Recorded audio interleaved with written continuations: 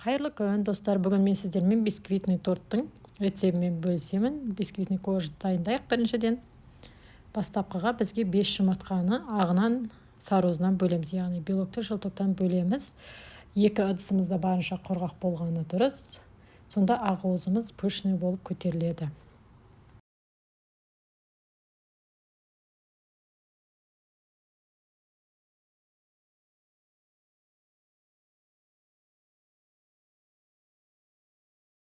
Мінекей біз ақуызды сарыуыздан бөліп алдық. Ақуызға жарты чайный ложка көлемінде тұз салып, орта жылдамдықтағы миксермен миксерлейміз.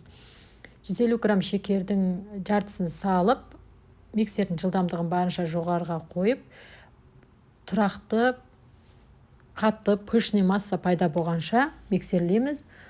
4-5 минут көлемінде.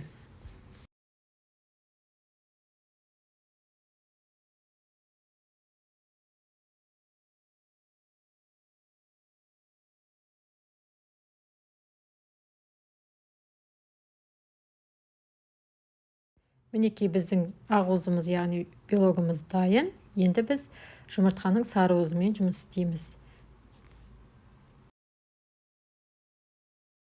Жұмыртқаның сарыуызына қалған шекерді қосып, барынша миксерлейміз.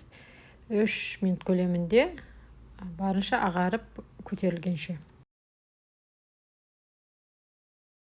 Осы сұйықтығымызға жарты чайный ложка разрыхитель 120 грамм ұнды қосып миксерлейміз.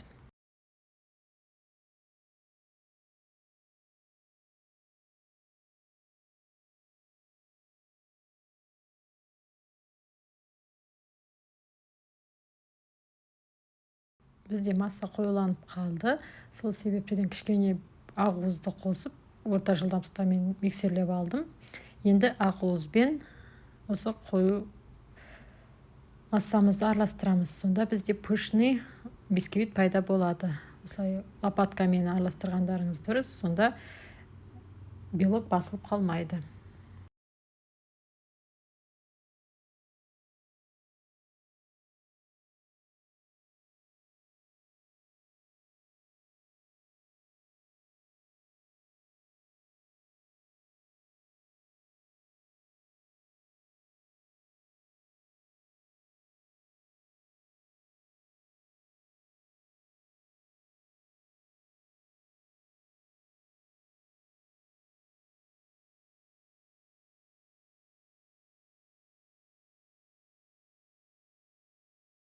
Мінекей массамыз дайын. 22 диаметрлі кольцоға фольганы 2 қабаттап орап, осылайынан құйып пісіріп аламыз. 30-35 минут көлемінде 180 градуста қызған пешке салып пісіреміз. Мінекей көріп тұрғандарыңыздай бізде бисквит пісті. Оны тіс шығышпен немесе басқа да осындай шимен болсын тексеріп алуға болады. Толық піскенін шығарып, осы көлемде суытамыз. Суымайынша кольцодан снимать етпейміз.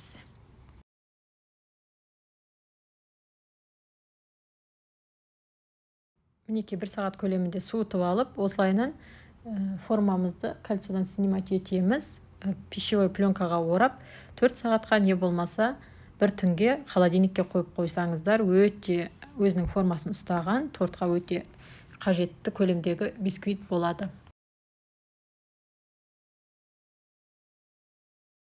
Мінекей 4 сағаттан кейін мен бисквитімді кесіп, 3 бөлікке бөліп, осылайынан біріктіруге кірістім. Өздеріңіздің қалауларыңыз бойынша крем дайындасаңыздар болады. Менде крем-чиз, яғни творожный сыр, 300 грамм, сливки 34%, 300 грамм, және сахарный пудра 100 грамм.